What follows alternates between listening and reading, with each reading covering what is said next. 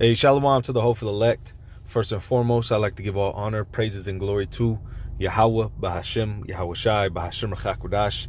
Double honors to the apostles, bishops, and elders at Great Millstone who teach the truth and rule well.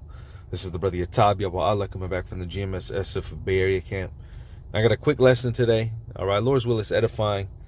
Just going into the topic of, the Lord upsetting the wicked's plan. Right, I was watching the Elder Yashwamba's video earlier, going into the singularity and ultimately the agenda of the elites, the agenda of Esau, all right, and the dystopian future that they have planned, basically merging man with machine. And, it's a bugged out reality, right? And it's really a dystopia, right? But, if the Lord were to allow this man to keep his rulership and not take him out, the scriptures say no flesh would be saved, right?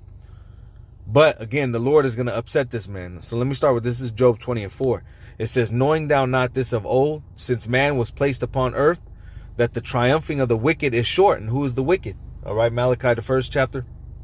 All right, Esau. The wicked is synonymous with Esau, Edom, right, which is the so-called white man. It says, knowest thou not this of old, since man was placed upon earth? So this is a reoccurring theme, all right? That the triumphing of the wicked is short. So yeah, Esau is in his rulership, right? Job 9:24. Okay, the earth is given into the hand of the wicked. All right, he's ruling. That's why the so-called white man, right? His top tribe, Amalek, they own everything. They're the big bankers, right? You have the big banking families which own the majority of the resources in the world. All right. Well, this whole plan, this singularity to merge man with machine, to push the MOTB, right? To have the people own nothing and be happy, right? Basically, to have total control with this MOTB system. That's short-lived, right? It says that the triumph of the wicked is short and the joy of the hypocrite but for a moment.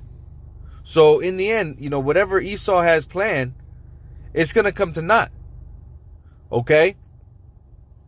It says, though his excellency mount up to the heavens and his head reach unto the clouds. And that's another thing. This whole plan that he has, right, is nothing but a God complex, right? Him basically wanted to be like the Most High. All right? It says, though his excellency mount up to the heavens and his head reach unto the clouds, yet he shall perish forever like his own dung. They which have seen him shall say, where is he? Because ultimately, Esau is going to be done away with. All right. But before that, what's going to happen? This whole system that he's planning is going to be destroyed. It says, he shall fly away as a dream and shall not be found. Yet he shall be chased away as a vision of the night. The eye also which saw him shall see him no more. Neither shall his place any more behold him. His children shall seek to please the poor, and his hand shall restore their goods. His bones are full of the sin of his youth, which shall lie down with him in the dust. Though wickedness be sweet in his mouth, though he hide it under his tongue, though he spare it and forsake it not, but keep it still within his youth, yet his meat in his bowels is turned. It is the gall of ass within him. All right, and again, this is the Edomite we're talking about. He's not right. Well, Habakkuk, the 2nd chapter, what does it tell us? His soul that is lifted up is not right within him. All right. Actually, let me just grab it and I'll jump back because I don't want to butcher it. It's Habakkuk 2:4. It says, behold, his soul which is lifted up is not upright in him, but the just shall live by his faith. All right. And again, he's not right. Even though he's been put in a rulership position, even though he is on top right now, that doesn't mean he's right. It doesn't mean that the Most High is happy with what he's doing. All right, it doesn't mean that the Most High is with them. Okay? Hey, the Lord is just letting him do what he does, all right? Basically, ultimately to fulfill his will, all right, on the left-hand side and to fulfill prophecy. All right? But jumping back, Job 20 and,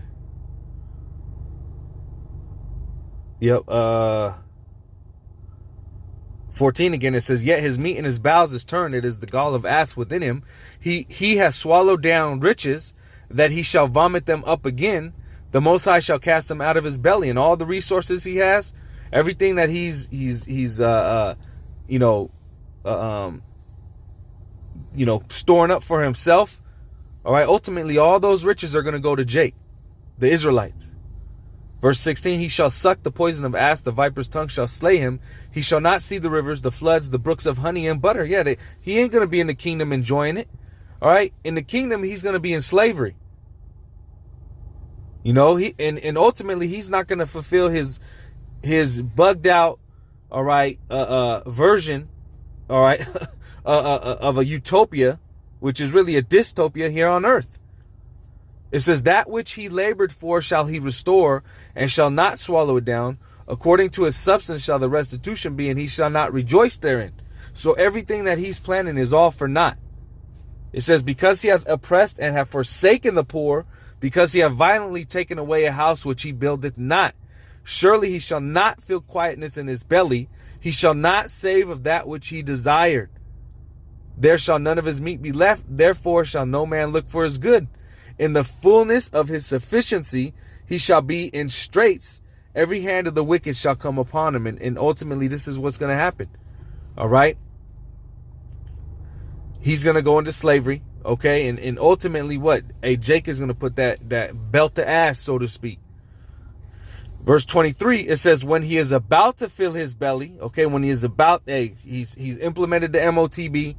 Right, he has all his data centers. He has some type of lockdown. Right, it says when he is about to fill his belly, the Most High shall cast the fury of his wrath upon him, and shall rain it upon him while he is eating. He shall flee from the iron weapon, and the bow of steel shall strike him through. It is drawn and cometh out of the body. Yea, the glittering sword cometh out of his gall.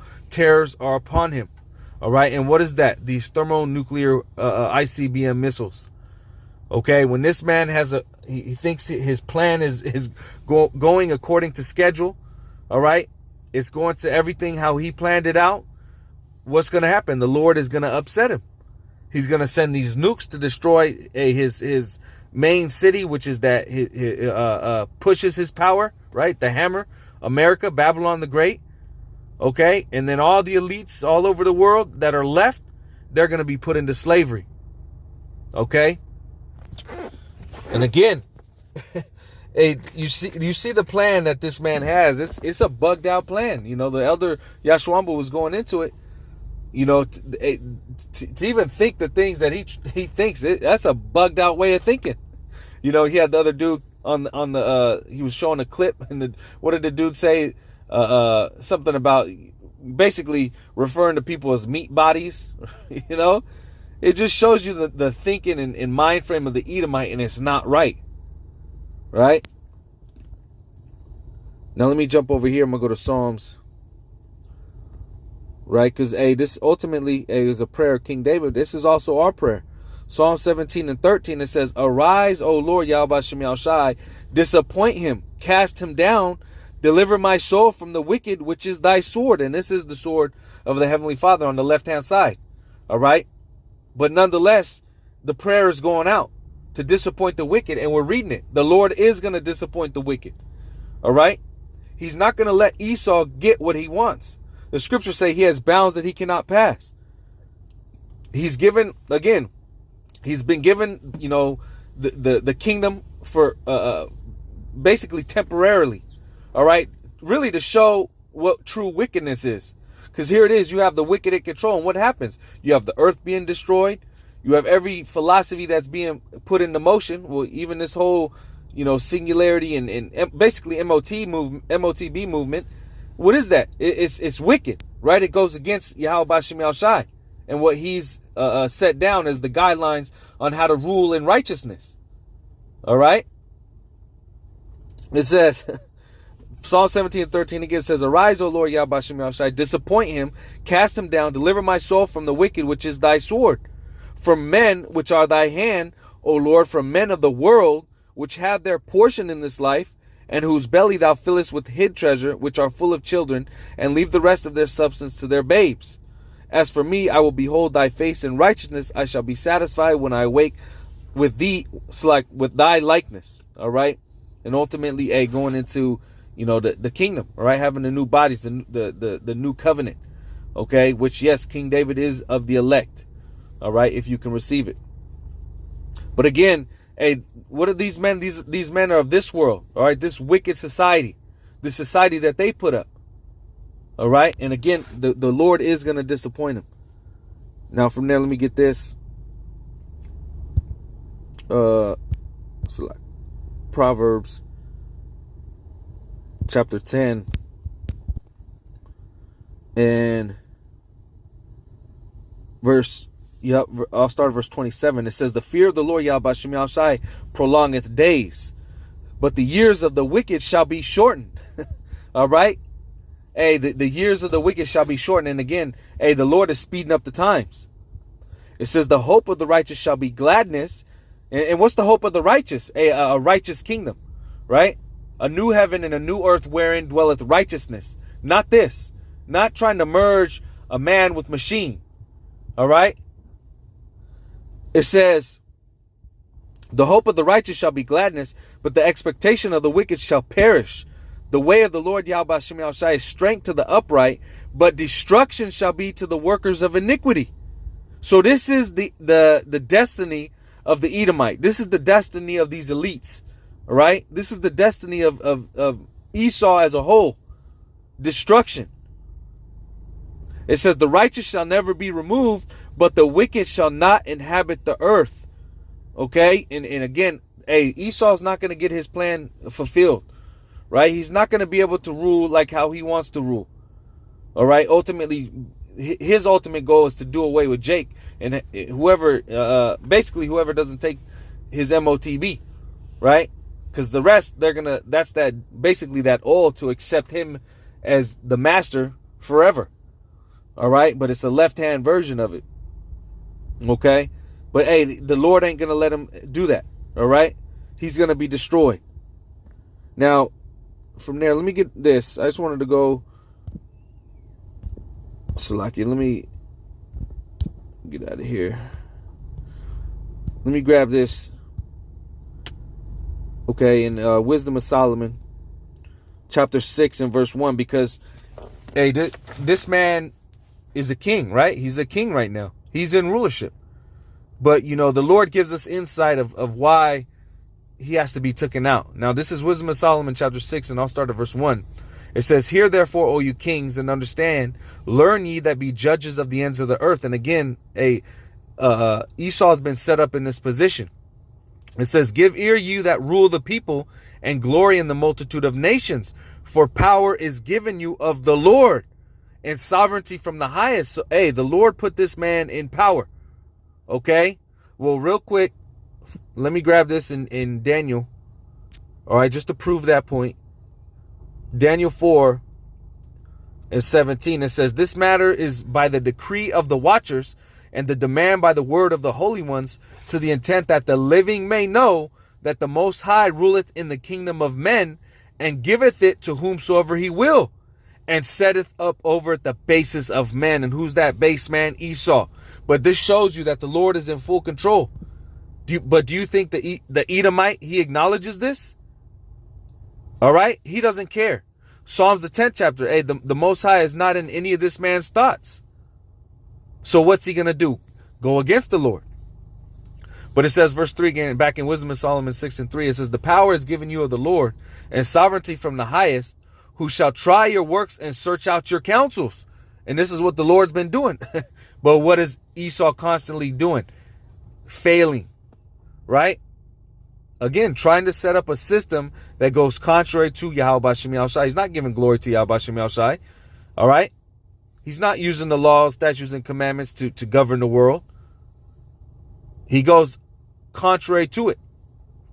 It says, because being ministers of his kingdom, you have not judged aright, nor kept the law, nor walked after the counsel of the Most High, horribly and speedily shall he come upon you. For a sharp judgment shall be to them that be in high places. Horribly and speedily. All right, this man is going to be upset. All right, and who's going to do it? Yahweh Shem Yahushai. It says, for mercy will soon pardon the meanest, but mighty men shall be mightily tormented. All right. And again, this is what's coming to the Edomite. A mightily torment. All right. Now I'm going to end off on this. This is also in the Apocrypha, but this is Sirach, or also known as Ecclesiasticus, the 10th chapter. All right. And again, this whole plan that he has, this whatever you want to call, fourth industrial revolution, new world order, singularity event. All right. Merging man with machine. Basically, again, it's all summed up in what? The MOTB system. All right. It's not gonna prevail. It's not gonna do that which he wants. All right. We read it. The Lord is gonna upset this man. All right. It says, Sirach 10:1, it says, a wise judge will instruct his people, and the government of a prudent man is well ordered. Instruct the people in what? In righteousness. Is this man doing it? No. As the judge of the people is himself, so are his officers. In what manner of man the ruler of the city is, such are all they that dwell therein. All right. And again, the people are a reflection of the king. And look at what this king is. Look what he has in his mind. To merge man and machine, to go against Yahweh Shem Yahweh Shai, to be nasty. All right. Every thinkable, abominable act he does. So how do you think the people are going to be? Because that's what's promoted here. Verse 3, an unwise king destroyeth his people. All right. And this is ultimate destruction. But through the prudence of them which are in authority, the city shall be inhabited. The power of the earth is in the hand of the Lord, and in due time he will set up over it one that is prosperous. Let me read that again. It says, the power of the earth is in the hand of the Lord. All right, which links up with Daniel, the 4th chapter. And Yahweh Shem Yahweh Shai is in full rulership. But it says, and in due time he will set up over it one that is profitable. All right. So again, who's that profitable one? Yahweh Shai in the elect. Okay. It says, in the hand of the Most High is the prosperity of man, and upon the person of the scribe shall he lay his honor. Bear not hatred to thy neighbor for every wrong, and do nothing at all by injurious practices, which all these things that Esau is trying to do is injurious. All right. It brings injury. It says, pride is hateful before the Most High, and man, and by both doth one commit iniquity.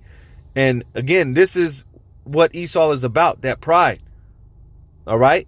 Well, what does it say? The scripture say he sits in the throne saying he is the Most High, roughly paraphrasing.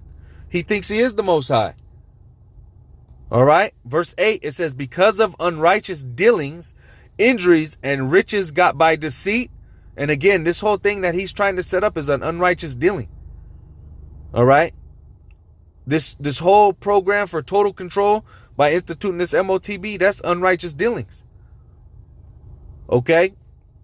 And it causes what? Injury.